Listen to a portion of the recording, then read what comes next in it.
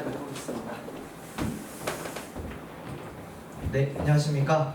국어강사 김남준입니다. 반갑습니다. 네. 오늘은 이제 제가 칠판에 띄워놓은 요 내용, 기본적으로 데이레고 암호를 풀다가 제 이제 나름의 모토로 수업하는 내용이니까 이제 요 내용보다는 이제 아이들 중간고사가 어떻게 진행이 됐는지, 그리고 그 중간고사 관련해서 요 시험 특징에 반영한 저희 이제 내신 대비를 어떻게 진행할지 이렇게 말씀드리려고 이제 오늘 홍보도 하고 그 다음에 준비도 했다, 이렇게 보시면 되고요. 일단은 먼저 말씀드리기 앞서서 지금 제가 여기에 뭘 잔뜩 들고 왔는데, 이게 뭐냐면은 제가 수업 때 썼던 교재인데요. 교사용으로 제가 따로 빼는 거예요. 그래서 이제 학부모님들께서 궁금해하실 것 같아서 요거 이제 제 나름으로는, 여기 하필 또 제 수업 듣는 학생이 있어가지고 부끄럽긴 한데 제 교재가 또 예쁘다고 아이들이 칭찬을 해줘서, 네, 요거는 이제 나름대로 홍보 포인트가 되지 않을까 싶어서 이렇게 이만큼 가져와 봤는데요. 요거 1, 2학년 교재고, 1학년 교재는 노란색 버전으로 제가 만들어서 수업을 했고, 그 다음에 2학년은 초록색 버전으로 만들어서 수업한 거라 이따가 이제 제가 간단하게 설명드리면서 한번 보시라고 뒤에다가 비치해 놓고 가도록 하겠습니다. 그래서 일단 오늘 설명의 제 주요 이제 목적은 데이리고 시험 특징이 어떤지, 그리고 이제 앞으로 아이들이 어떻게 공부를 해야 되는지를 좀 말씀드리려고 제가 오늘 나왔고요.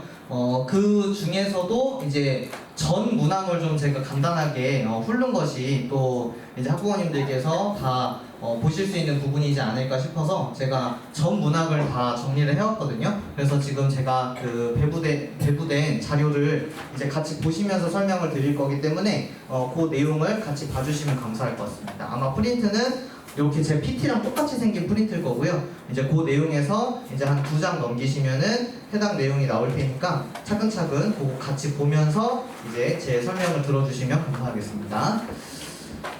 네, 그러면은 이제 본격적으로 들어가 볼 건데요. 이제 어쨌든 1, 2학년 순서대로 가는 게 전 좋을 것 같아서 먼저 1학년부터 이렇게 띄워보도록 하겠습니다. 일단 1학년 같은 경우는 지금 앞뒷면 다 보시면 아시겠지만 총 30문제가 객관식으로 출제가 되고요. 그리고 지금 보시면 30문제가 100점 만점으로 출제가 되기 때문에 기본적으로 하나당 배점은 3.0이 가장 최저 점수고, 그 다음에 이제 가장 높은 점수대는 3.6점 또는 3.7점이 이제 최고점 이제 시험 문제라고 아시면 되겠습니다. 그래서 이렇게 분포가 되어 있는데요.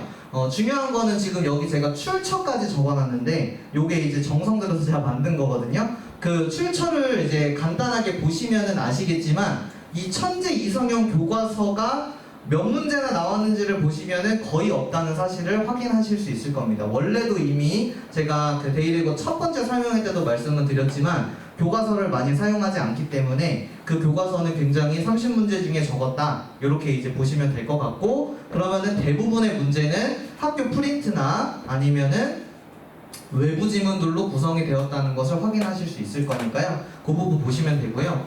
좀 주목할 만한 점은, 그래서 이제 여기서는 이제 출처 제외하고 이제 작품명과 그 다음에 출제 유형으로 설명을 드리겠습니다. 1학년 시험 같은 경우는 2학년 시험과 가장 크게 다른 점이 문법 문제가 출제되기 때문에 요 문법이 지금 여기서 뭐 예를 들면 1, 2, 3번 이거는 4, 5, 6, 7번은 다르게 문법 문제가 출제됐다는 거 확인하실 수 있는데요. 근데 이제 여기서 좀 어려웠을 법한 거, 아이들이 힘들었을 법한 게 여기 1, 2번을 보통 문법 문제에서 이렇게 묻기가 어렵습니다. 왜냐하면 문법은 보통 문제 하나당 말 그대로 문제가 있는 건데, 선지가 있는 건데, 지금 1, 2번 같은 경우는 여기에 글이 있었어요. 그러니까 말 그대로 어떤 내용의 글을 읽고 그 문제 2개를 풀어야 했기 때문에 이제 제 학생도 있겠지만, 그리고 또 이제 1학년 친구 이제 학생도 있지만 아마 시간이 부족해서 확률이 매우 높습니다. 그게 데이레고 1학년, 2학년 공통된 특징이기 때문에, 그렇다면 시간 문제를 어떻게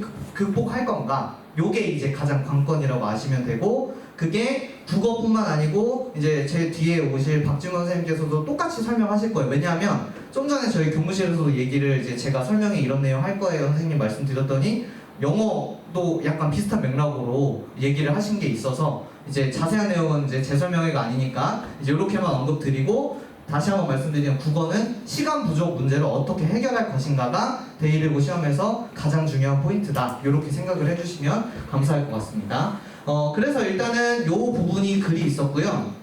그리고 개인적으로는 여기 있는 요 4번에서 7번에 관동별곡 문제는 사실 시간 부족 문제가 아니고 여기에서 이제 어찌 보면은 그 고전 시가기 때문에 아이들이 복습이 조금 부족했거나 아니면은 너무 많은 문제가 있기 때문에 풀다가 이제 본인들이 당황해서 틀린 문제들이 있었을 거예요. 그래서 저도 이제 아이들 시험지를 받아봤는데 아 이거는 다 설명한 건데 해가지고 틀린 것들이 있는데 이제 일요일날 제 수업 오면은 제가 물어보겠지만 지금 이제 참여했으니까 좀 이따 끝나고 물어보겠지만 왜 틀렸냐 물어보면 아마도 여기 아는 건데 틀렸을 확률이 매우 높다는 사실을 이제 말씀을 드리고요. 그 다음에 이제 또 말씀드릴 거는 지금 여기에 4번에 이제 문학입니다. 문법은 이제 어느 정도 요 정도로 끝내고 문학은 지금 여기 작품의 표현상 특징이라고 써져 있는 걸 확인하실 수 있을 거예요. 4번 문제에. 그리고 이제 그 다음 페이지로 제가 넘어가 보면 여기에도 또 8에서 11번에 이거 문학으로 이제 학부모님들이 보실 수 있을 건데요.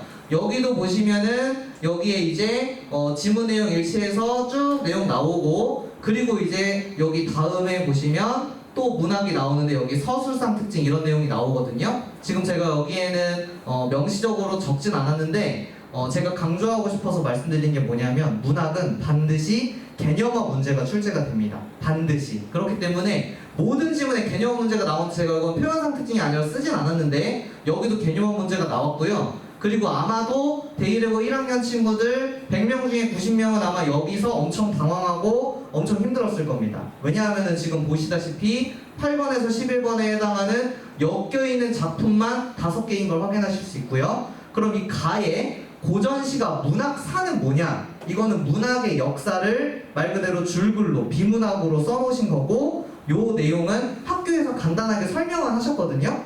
근데 이렇게 줄글로 나올 거라고는 학생들 특히 예상을 못했기 때문에 요 내용을 이제 어떻게 적응했냐가 굉장히 힘들었을 거고 여기서 아마 시간 소요가 다 됐을 겁니다. 이게 변별이 되는 그 지문이고 문제였습니다. 요 네 문제요. 요 네 문제를 어떻게 해결했느냐가 고득점을 했느냐 아니냐의 가장 큰 차이였을 겁니다.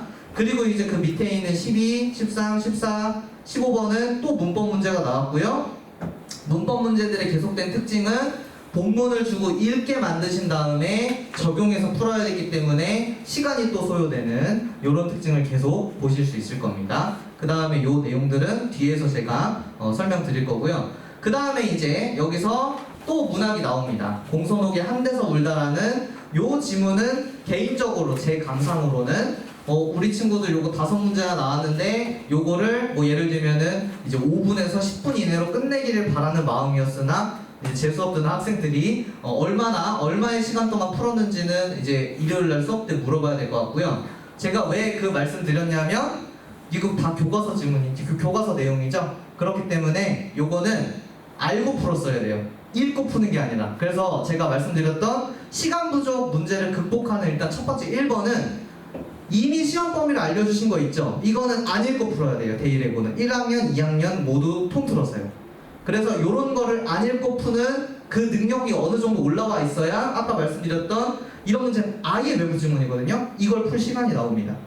그래서 요거는 이제 뒤에 말씀드릴 내용인데 앞에 당겨서 설명드려봤고요. 아까 말씀드렸던 것처럼 개념어 문제 나왔고 그 다음에 또 다음 내용 보면 이제부터는 쭉 문학입니다.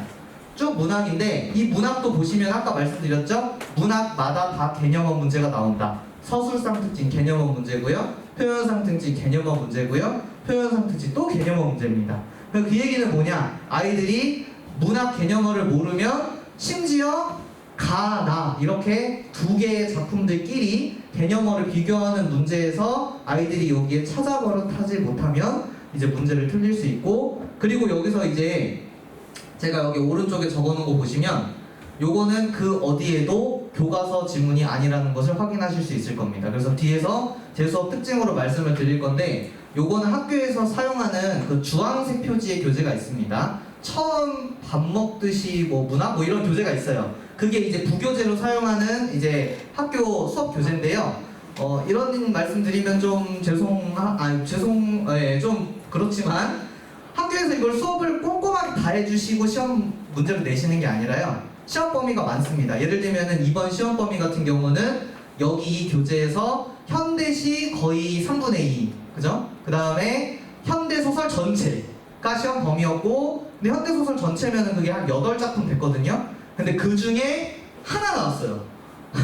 그렇게 시험범위 많이 주셔놓고, 그러니까 사실은 이제 저희끼리 공부하느라고 힘들긴 했으나, 그렇다고 해서 물론 시험 공부를 안 할 수는 없죠. 시험 범위를 주셨는데, 그러니까 말씀을 드린 것처럼 이 작품들, 예를 들면 도도한 생활 이미 저랑 공부했고요, 감자 먹는 사람도 이미 공부했고, 땅끝 이미 공부를 했으면 나머지 여기 나 작품, 여기 나 작품은 이제 1대 저랑 배운 부분은 안 읽고 풀 수 있을 만큼 연습을 해서 시험을 풀어야 된다. 그게 아까 계속 말씀드렸던 데이레고 시험의 특징이라고 아시면 되겠습니다.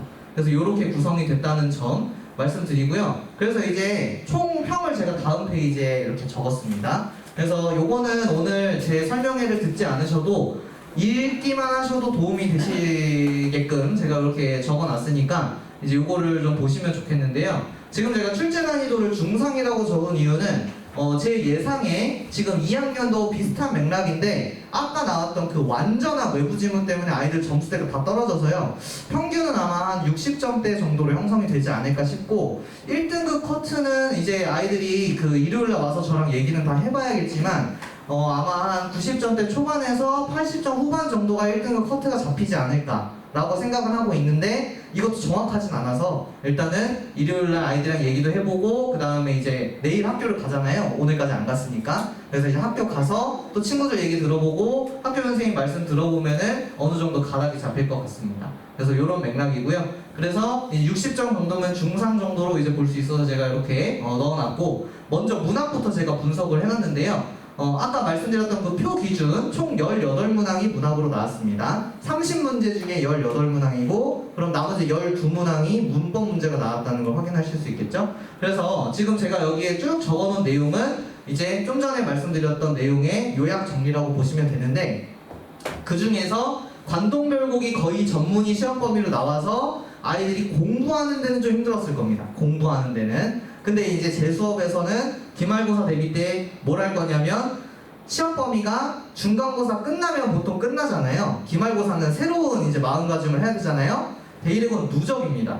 그렇기 때문에 중간고사 범위가 또 뭐가 나올지 모르고, 그렇기 때문에 관동별곡 같은 경우도 지금 아까는 되게 일부 부분만 사실은 시험에 나왔거든요. 그러면 나머지 부분들 중에 또 시험 범위가 출제될 수 있기 때문에 이제 그 내용이 특징적이다라는 것도 이 내용에서 기억해 주시면 좋을 것 같습니다. 관동별곡 거의 전문이라고 쓴 게 그겁니다. 왜냐하면 맨 뒷부분은 시간 없어서 수업을 안 하셨거든요, 학교에서. 그러니까 그 뒷부분까지 수업하신 뒤에 그 다음에 이제 기말고사에 또 내실 가능성도 있습니다.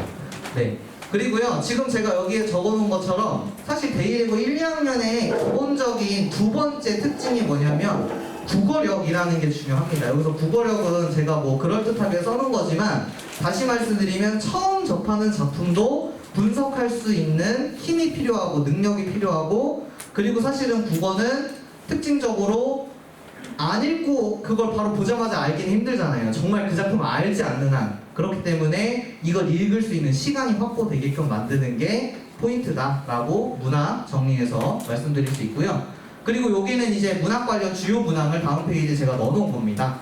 이 주요 문항에 이제 요 글 있죠?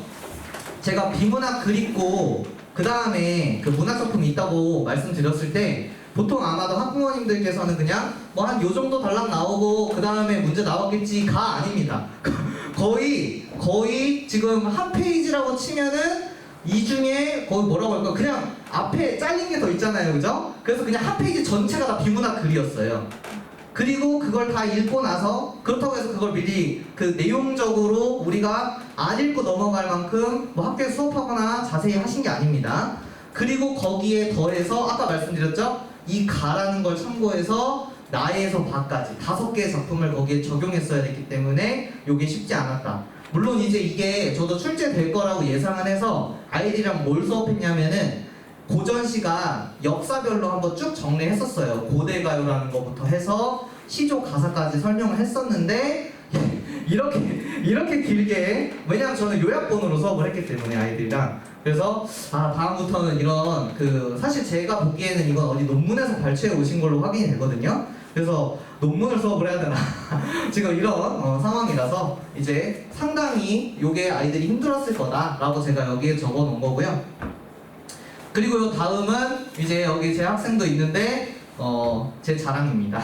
왜냐하면은 제가 물론 의도는 했죠. 나올 수도 있다라고 생각은 했는데 정말로 귀신같이 이게 시험에 딱 나와가지고 저희 친구들이 아마 도움이 됐기를 바라는 마음에서 요 감자 먹는 사람들이라는 작품이 그 고흐의 그림이 있었어요. 근데 아이들 시험 범위에 감자 먹는 사람들이라는 시가 있었거든요. 근데 요 관련된 이제 고흐 그림을 보고 쓴 시도 있었고, 그리고 고흐 그림도 있었기에 제가 그걸 아이들한테 형성평가라는 매주 보는 시험에서 내주고 설명을 했거든요. 사실 근데 이제 당시에 제가 이거 줬을 때는 안 배운 거 됐다고 이제 저한테 조금 뭐라 했지만, 근데 마침 이게 시험에 딱 나와가지고 맞았기를 바라는 마음인데, 요거는 이제 제가 일부러 프라이버시를 위해서 답인지 아닌지는 체크를 안 했습니다. 그래서 이렇게 되고요. 그 다음에 이제 문법으로 넘어가서 문법 내용을 보도록 하겠습니다. 문법 같은 경우는 아까 말씀드린 것처럼 12문항이 나왔고요.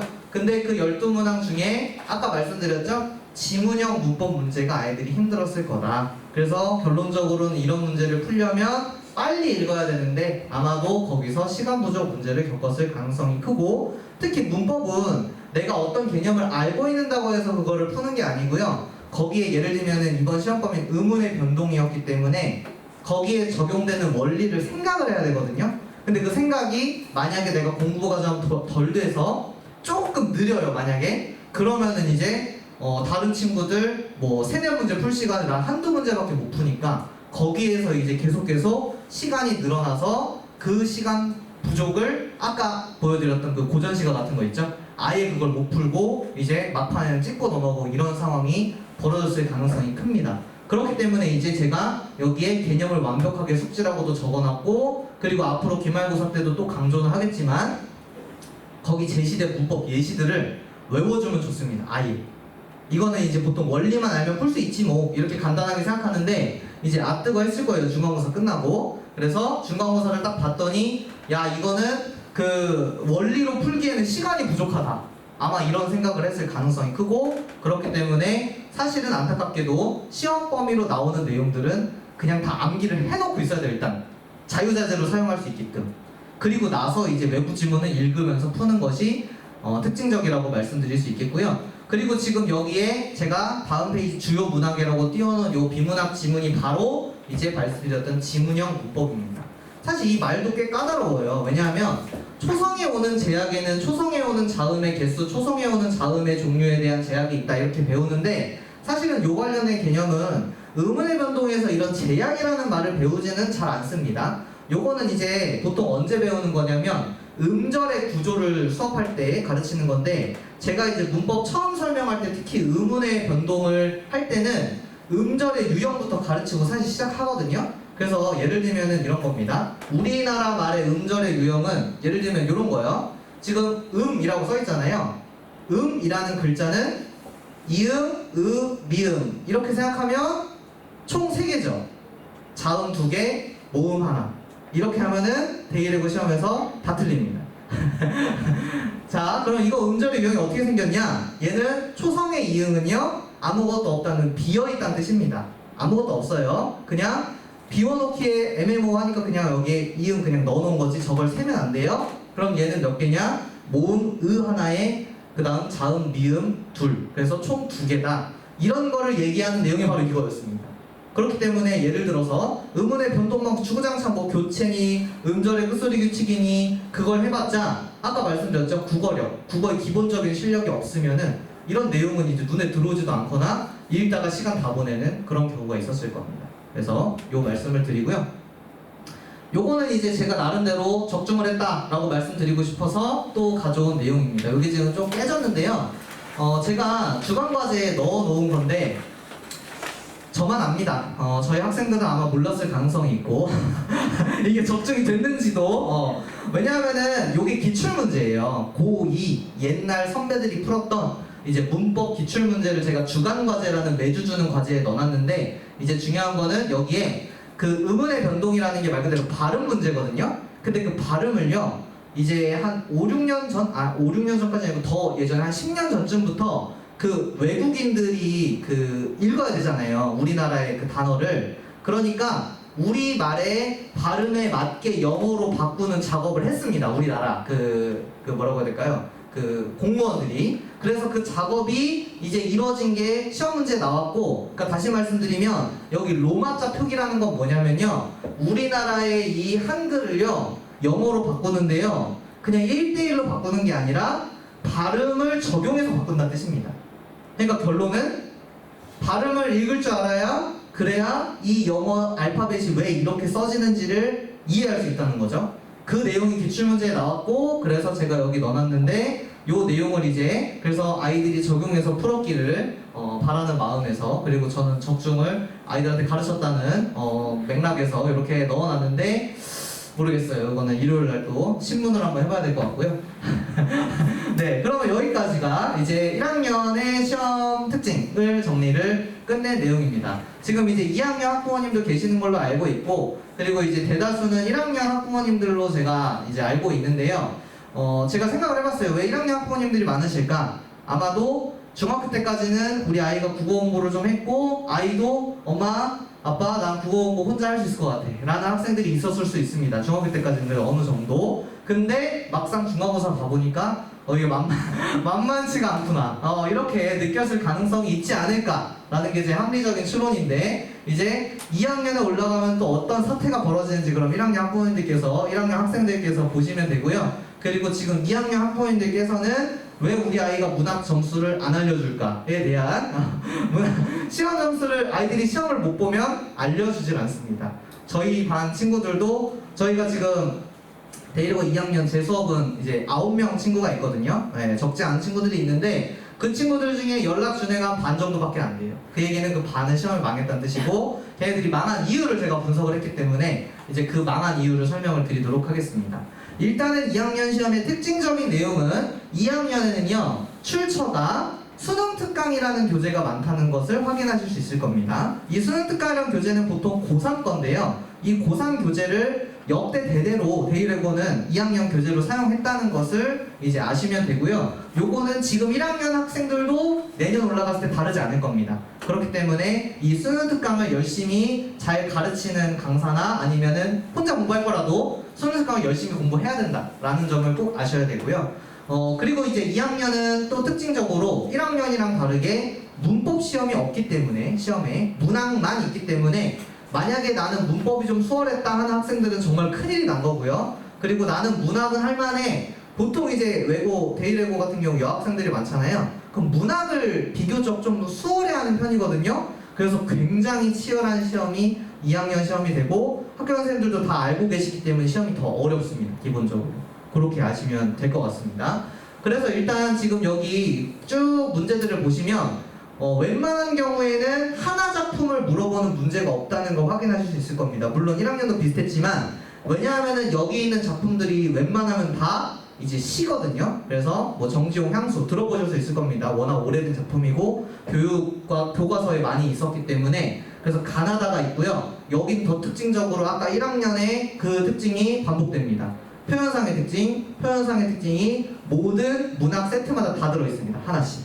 그러니까 이게 더 힘들었겠죠, 아이들이. 그래서 이렇게 들어있고, 그리고 다음에는 여기는 한 작품밖에 없는데요, 이게 소설입니다. 소설 하나만 들어있고요. 그 다음에 13에서 16번에 또 이제 여러 개가 들어있죠. 다 시입니다. 뭐 예를 들면 현대시 2개, 고전시가 하나 이렇게 들어있는데, 여기서 중요했던 거, 지금 2학년 학부모님들께서는 봐주셔야 되는 게 13에서 16번 요 문항 세트가 중요했습니다. 왜냐하면은 여기서 아까 1학년에 그 변별을 줬던 비문학 주고 어렵게 나왔던 문제 하나 있었다고 했잖아요. 고2는 요게 그런 변별력을 유지했던 문학 세트입니다. 왜냐하면 지금 제가 여기 적어놨죠? 완전한 외부 지문이었어요, 얘는. 그래서 이거를 내내 풀다가 뒤에 찍고 그냥 내버린 친구들이 꽤 있습니다.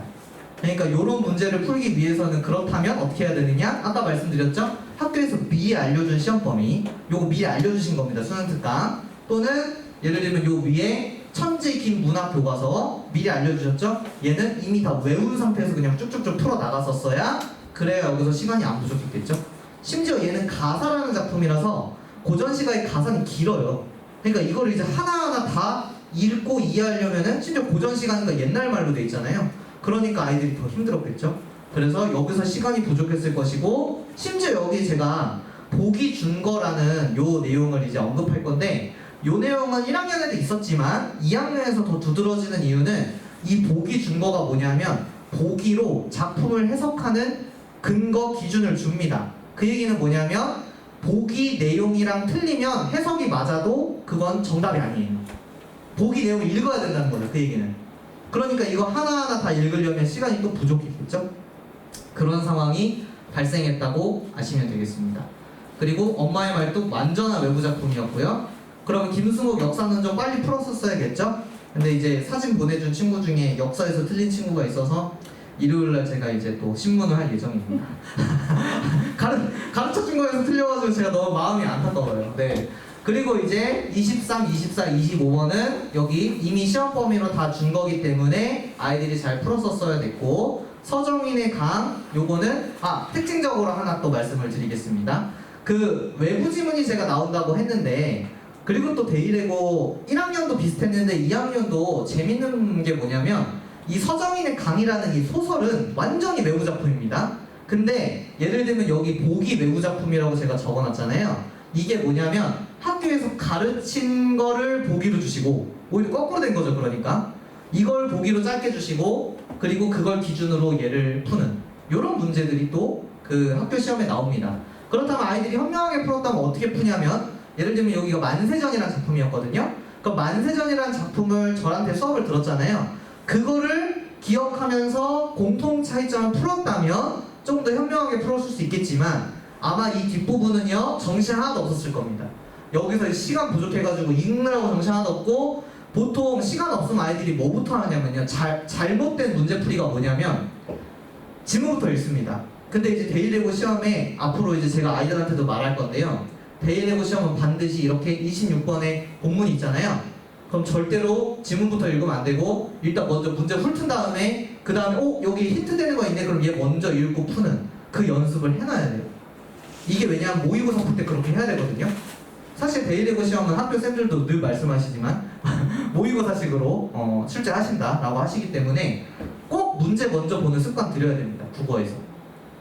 그래서 이 내용을 말씀을 드리고, 이제 이 자세한 내용 중에 혹시 궁금하신 내용 있으시면 언제든지 이제 그 연락 주시면 제가 설명을 드리도록 하겠습니다. 그래서 이제 데일레고 그 2학년 시험은 문학밖에 없기 때문에 제가 이 문학도 나름대로 이제 디테일하게 좀 나눠봤는데요. 이제 문학에서도 이제 여기 적어놓은 것처럼 교과서랑 수능 특강 문학 부교재에서 총 20문항이 출제가 되었습니다. 근데 이제 1학년 설명드릴 때 설명드리고 2학년 설명 안 드렸던 게, 문학 시험도, 그러니까 고2 시험도 30문제입니다. 그렇기 때문에 그 얘기는 즉 나머지 10문제는 외부 지문이라는 거죠. 그럼 그 외부 지문을 어떻게 해결할 건가가 결국 관건이고, 이제 그 내용을 아이들이랑 열심히 저랑 수업을 해야 된다 라는 내용이고요. 지금 제가 여기 적어놓은 것처럼 이런 면함정가는 미리 공지되지 않았던 완전한 외부 지문이었기 때문에 고전시가를 해석할 수 있는 능력도 필요했습니다. 근데 요거 하나 비밀을 말씀드리면, 사실은 이 면함정가는 지금 2학년에도 1학년 때 배웠어요. 그래서 안타까운 건 뭐냐면 1학년 때 배운 게 2학년 때 누적도 된다, 이런 이제 아주 힘든 그 내용이 있기 때문에, 그 얘기는 뭐냐, 지금 1학년 친구들이 관동별곡을 고생하면서 공부를 하고 있거든요. 내년에 또 나올 수도 있기 때문에 이제 그거를 복습을 해야 된다는 걸 여기서 교훈을 얻을 수 있는 거죠. 네, 그렇다는 얘기입니다. 그래서 이제 또 제가 2학년에도 오면은 신문을 해야겠죠. 작년에 배운 건데 왜 이렇게 얘기를 이제 하는 겁니다. 재수 오기 싫겠네요. 이런 제 학생이 있는데 제가 오면 이제 신고할 거라고 계속 얘기하니까. 네. 그 다음에 이제 14번 이제 문제를 볼 건데요. 요게 방금 말씀드렸던 송순의 면함정가라는 작품에 제가 보기가 어렵다고 말씀드렸잖아요. 보기를 제가 이렇게 정리해 놓은 겁니다. 아마 프린트로는 그래도 조금 글씨가 보이실 텐데요. 제가 그래서 혹시 안 보이실까봐 저도 프린트를 한번 해봤는데, 네, 거기 보시면은 막 이런 글들이 써 있을 거예요. 가는 송순이 하면서 쭉 써 있는데, 여기 내용은 말 그대로 아이들이 내용 이해하는 데 도움이 됩니다. 1문단은요.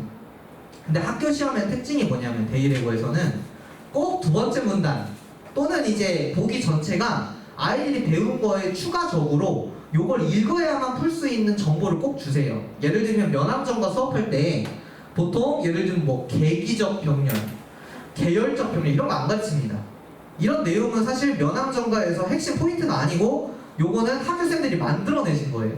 그러면 그 얘기는 뭐냐면 면함정가 기본으로 알고 있고 거기에 새롭게 주어진 정보를 적용해야 되기 때문에 여기서 시간이 다 사라지는 겁니다.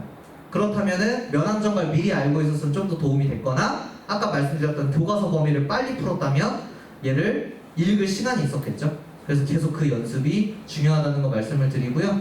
그래서 제가 여기에 적어놓은 것처럼 그 시간 부족 문제, 요게 이제 가장 문제다라고 계속 강조하는 거고, 요거는 이제 그 선생님들이 일부러 필러 문제로 내신 겁니다. 그걸 어떻게 아느냐? 지금 최고점이 아까 3.7이라고 말씀드렸잖아요. 이런 문제가 3.7입니다. 그러니까 이런 문제를 아이들 틀리게끔 내신다는 점을 아시면 되겠습니다. 그래서 요렇게 되고 나서 이제 또 다음에는 제가 이제 그 보기 2개가 주어지는 것도 한번 예시로 넣어봤습니다. 보기가 하나도 힘든데 보기를 2개씩 주세요. 그리고 보기 2개를 다 읽어야 되고 심지어 그 중에 보기 1번은 문학 작품이에요. 또 그 와중에. 그러니까 그 얘기는 뭐냐면 외부 지문의 본문이 외부 지문인데 거기에 보기 2번은 또 문학 작품이고 보기 1번은 또 그걸 설명한 글입니다. 그럼 얼마나 읽어야 될 게 많겠습니까? 그럼 그걸 읽으려면 계속 반복해서 좀 죄송하지만 이미 우리가 알고 있는 작품 빨리 풀었었어야 된다는 점이죠. 시간이 결국 부족할 거예요. 네, 그렇게 최종 정리를 드리고요. 그리고 이제 또 적중을 자랑을 이제 하려고 제가 넣어놨습니다. 요거는 이제 학생이 저한테 카톡도 해가지고 이 학생이 제가 시험지를 보내달라고 했는데 시험지는 안 보내고 이 카톡을 보냈습니다. 그래도 동동 나온 거 아니 시험지 사진 찍어서 보내줘 했더니 절대 안 보내고 선생님 도움이 됐어요 이 얘기만 해가지고 제가 이제 한숨이 나와서 얘는 이제 학부모님들께 박제다 너는 그래가지고 이제 이렇게 제가 넣었고요. 그래도 제가 신상 보호를 위해서 다 가려놨습니다. 그래서 동동이 제가 아이들이랑 수업을 했는데 연계가 되었다는 점을 넣어놨고요. 그리고 다음으로는 이제 또 날개 또는 수갑이라는 작품에서 제가 제목이 중요하다고 계속 강조했거든요. 근데 그 제목과 관련된 문제가 나왔다라는 예시를 넣어놓은 거라서 이것도 한번 그냥 보시면 됩니다.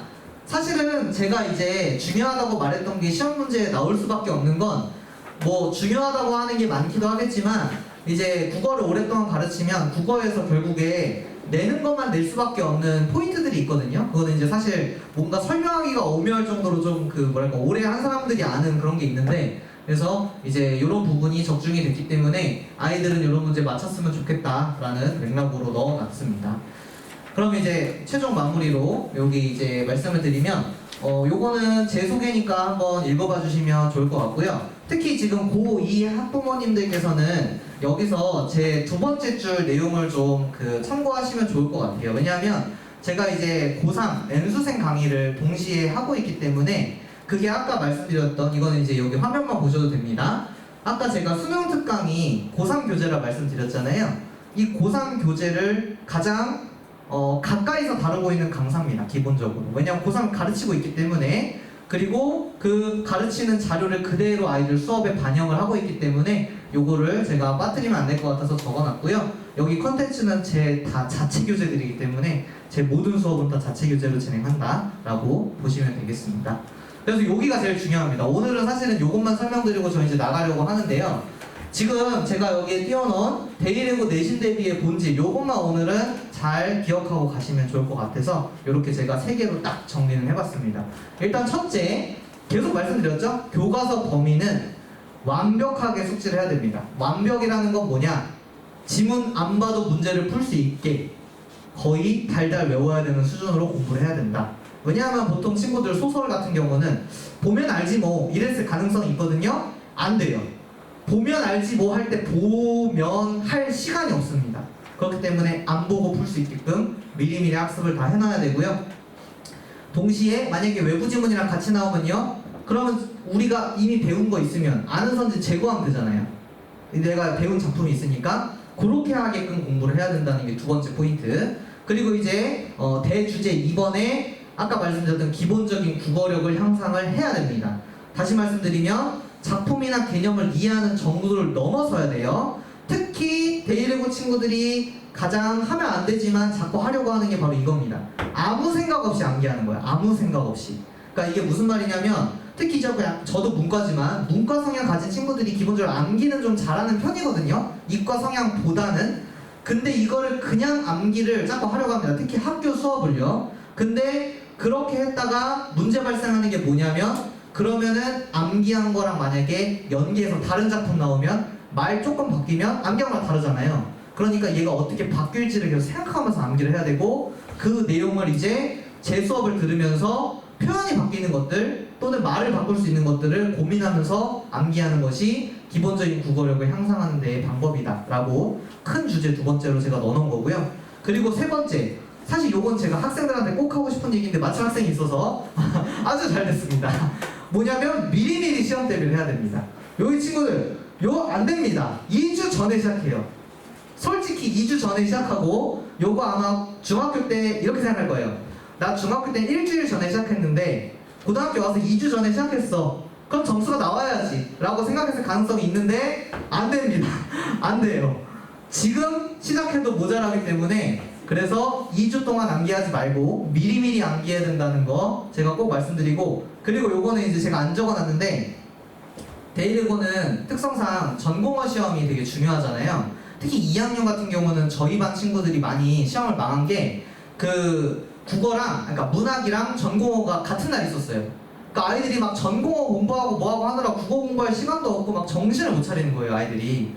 그러니까 그러지 않기 위해서라도 미리미리 요거를 공부해 놓으면 적어도 막판 딱 돌입했을 때 뭐 단위가 더 크긴 하잖아요, 전공어가. 그럼 그 전공어 공부에 조금 더 시간을 쏟을 수 있기 때문에 미리미리 좀 학습을 하면 참 좋겠다라는 게 이제 세 번째 내용으로 제가 정리를 해놓은 겁니다. 그래서 여기까지가 이제 오늘 제 설명의 핵심이었고요. 뒤에 내용은 제 수업 특징이나 그 다음에 이제 제 수업에 대한 커리큘럼인데 사실 이 내용은 어느 정도 읽어보시면 확인하실 수 있는 내용이고 벌써 이제 그 설명회 몇 번 참여하신 분들을 제가 지금 뵈니까 기억이 날 것 같아요. 그래서 비슷한 내용이기 때문에 한번 읽어만 보시면 되고요. 지금 제가 화면에 띄워놓은 이 교재가 바로 1학년, 2학년 아이들이 쓰는 부교재들을 제가 표지랑 목차랑 다 띄워놓은 겁니다. 그래서 이제 각오를 해야 되는 건 1학년 친구들은요, 이제 요거 한 권 전체가 기말고사 시험 범위일 거고요. 그 다음에 2학년 친구들은 요 두 권 전체가 시험 범위일 겁니다. 그렇기 때문에 이제 요거 열심히 대비를 해야 된다라고 제가 넣어놓은 거고, 제 내신 대비 특징에 대해서도 이렇게 적어놓은 거 이제 한번 확인해 보시면 될 것 같아서 넣어놨고요. 그리고 나서 이제 그 연간 커리큘럼만 설명드리고 오늘 마무리하도록 하겠습니다. 그 한 3장 정도 뒤에 이제 넘어가 보시면 이제 여름방학 커리큘럼을 제가 넣어놨는데요. 요것도 사실 아까 말씀드렸던 3번이랑 연결되는 내용입니다. 제가 이제 그 외고 친구들, 저는 이제 데이레고도 수업을 지금 하고 있지만, 저는 이제 원래 여기 러셀 들어오기 전에는 보통 분당 지역에, 지금도 분당 지역에서 강의를 하고 있는데, 분당 지역에서 외고 친구들도 강의를 했었거든요. 예를 들면 성남외고나 경기외고나 이런 친구들을 강의를 해보면, 신기하게도 외고 학생들의 특징이, 방학 때 좀 행복해요, 이 친구들이. 무슨 말씀이냐면, 방학 때 공부를 잘 안 하려고 하는 것 같습니다. 이거는 눈을 피하고 말해야 될 것 같아요. 누군가를 저격해야 되니까. 네. 그래서 방학 때 안 하고 있다가 이제 바로 다음 넘어가면은 또 이때 되면은 아이들 마음이 또 근데 엄청 급해요, 또. 그래서 방학 때는 행복하다가 그리고 9월이 되면 갑자기 또 바빠지는 요런 사이클이 계속 있어서 개인적으로 제가 꼭 말씀을 드리고 싶은 건 방학 때 미리 2학년 같은 경우는 독서거든요. 그러니까 비문학만 시험이 나옵니다. 그러면 독서를 미리미리 공부를 해놔야 되고요. 1학년 같은 경우는 뭐 부교재나 이런 게 뭐가 될지 모르니까 적어도 문법만이라도 완벽하게 마스터를 해놔야 방학 때. 그래야 2학기 때 고생을 안 하거든요. 그래서 그거를 좀 강조하고 싶어서 제가 지금 말씀드리고, 방학을 어떻게 보내느냐가 사실 중요합니다. 왜 이 말씀 드리냐면 지금 아까 데이레고 2학년 친구들 9명이라고 했잖아요. 그 중에 방학 때 재수없던 2명밖에 없어요.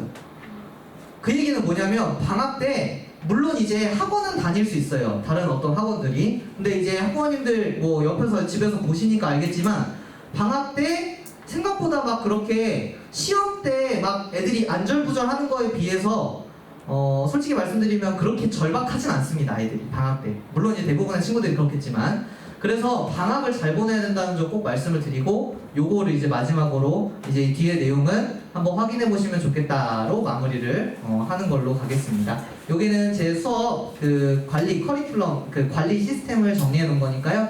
한번 쭉 보시면 되고, 마지막에는 제 블로그나 유튜브에도 이제 오늘 그 설명회 영상 촬영해 놓는 것도 요런 데 이제 업로드하기 위해서 촬영을 해 놓는 거니까, 이제 오늘 설명한 거 한 번 더 보고 싶으시면은 여기 들어오시면, 지금 특히 요 PPT 같은 경우는 이제 블로그 같은 데 분석글로 올릴 거예요.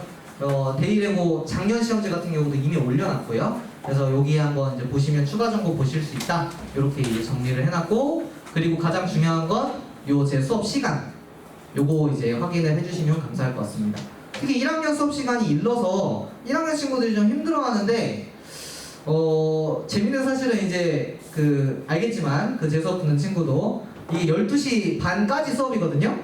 오전 11시쯤에 애들이 이제 제대로 정신이 돌아오는 요때 아주 정신이 없습니다. 근데 이제 저는 아이들 잠 깨우려고 초코우유도 사주고 뭐하고 이제 아이들이 괴롭히고 있기 때문에, 이제 요때 그 기왕이면은 좀 아침 일찍 와서 일요일을 좀 공부하는 날로 보내면 좋지 않을까라고 생각이 들고요. 그리고 2학년 같은 경우는, 그리고 2학년은 하나 말씀드리고 싶은 게, 2학년 친구들은 좀 능글맞아요. 애들이 이제 나이가 들어서 말을 안 듣거든요. 그래서 제가 꼭 말씀드리고 싶은 건, 제가 여기에 멘토링 이거 띄워놨잖아요. 멘토링이 필수예요. 이게 필수가 뭐냐면, 예를 들면 다른 과목이 클리닉 같은 건데 2학년 애들은 환경이 너무 좋습니다. 왜냐하면 이게 수업이 5시에 끝나거든요. 그럼 제가 남겨서 진행하면 돼요. 강의실도 그냥 여기서 하면 되거든요. 자꾸 뒤에 뭐가 있대요. 네, 뭐 다른 학원 가야 되고 뭐하고 하거든요. 혹시 제 수업을 보내실 거면 뒤에 제가 전화드려서 있는지 없는지까지 다 확인을 해서 반드시 남길 겁니다. 그래서 이제 질문도 받고 제가 질문도 하고 그렇게 해서 아이들을 컨트롤 할 거기 때문에 그렇게 봐주시면 되고, 그럼 1학년은 언제예요? 1학년은 보통 주중에 이제 온라인으로 진행을 하거나, 온라인으로 제가 11시 이후에 다 질문을 받거든요. 아니면 이제 잠깐 뭐 다른 학원이나 아니면 다른 수업 듣고 와서 5시에 와도 되는데, 아이들이 그건 조금 시간이 떠서 그런지 보통 온라인으로 진행을 하고 있기 때문에 그렇게 알아주시면 되겠습니다. 네, 그래서 오늘 제 설명은 여기까지고, 궁금하신 내용은 아까 말씀드린 것처럼 이제 학원이나 혹시 모르니까 제 전화번호를 적어 놓을 테니까요. 제 전화번호로 직접 연락을 주셔도 되겠습니다. 여기 적어 놓을게요. 010-5117-3244입니다.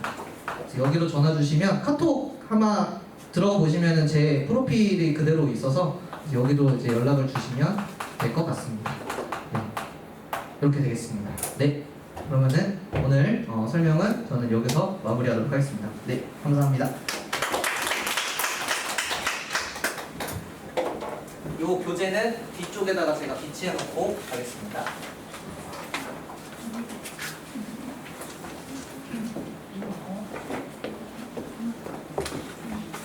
아니, 열심히 들으세요.